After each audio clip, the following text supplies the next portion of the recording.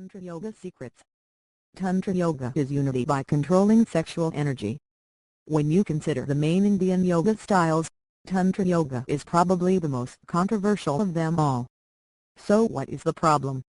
Is it our sexual hang-ups or is it something more? What is the origin of Tantra Yoga? Is it all linked to the Kama Sutra or is there more to it?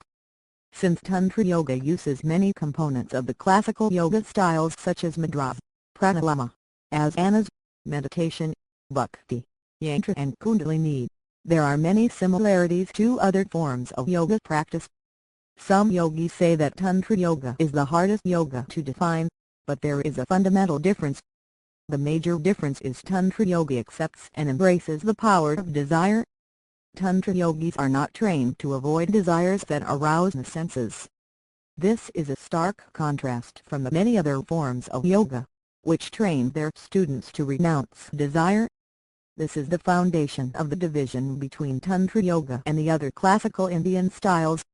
The origins of Tantra Yoga and the Kama Sutra date back to the 4th century AD. The author of the Kama Sutra was Bhakti, who is somewhat of a mystery in the history books. There are no other traces of him to be found. He did write the world's most famous sex manual to date. Northern India seems to be the birthplace of Tantra Yoga and it appears to have migrated further north to Tibet and China, before going global. Many contemporary Tantra Yogis practice Tantra Yoga of Tibetan or Indian origin. Tantra Yoga practitioners focus on the opposites and dualities within the universe such as male and female, Shiva and Shakti, or yin and yang. At different points in time, ritual tantric sex has been considered commonplace within certain tantra followings. However, it is not as commonplace as some might think. There is also a common belief that tantric sex is always intentionally prolonged.